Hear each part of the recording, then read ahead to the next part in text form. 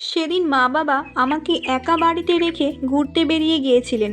আমি অবশ্য শরীর খারাপের জন্য যাইনি, তাই বাড়িতে আমি একদমই একা ছিলাম। রান্নাঘরে কিছু রান্নাও করে নিলাম, তারপরে একটু মোবাইল দেখছিলাম।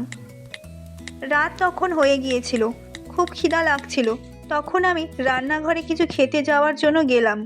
ঠিক যখনই ফ্রিজ খুলতে যাচ্ছিলাম, তখনই দরজায় টোকা দেওয়ার শব্দ হলো। আমি প্রথমে ভয় পেলাম, কিন্তু তারপরে ভয় পেতে পেতে দরজার দিকে এগিয়ে গেলাম। দৌড়াই দিয়ে উঁকি মারলাম, কিন্তু দেখলাম একটি চোর ওখানে দাঁড়িয়ে আছে। চোরটি জোরে জোরে দরজায় ধাক্কাচ্ছে, দরজা ভেঙে দিচ্ছে। এত রাতে আমি কি করব বুঝতে পারছি না। আমার হাত পা তখন ভয়ে কাঁপতে লাগলো। ভয়ে আমি নিজের ঘরে গিয়ে দরজা লাগিয়ে দিলাম। মনে পড়ল পুলিশ অথবা মা বাবাকে ফোন করতে হবে, কিন্তু আমার ফোনটা কোথায়? আমি যে ফোনটা রান্নাঘরে ফেলে চলে এসেছি। এবার এবার কি করব আমি?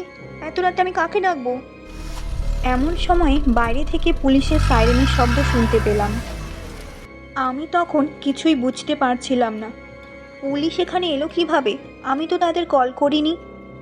পরে আমি জানতে পারলাম আমাদের প্রতিবেশী আন্টি নাকি বাড়ির ছাদের দিকে কাউকে উঠতে দেখেছিলেন, আর তিনি তৎক্ষণাৎ পুলিশকে ফোন করেন।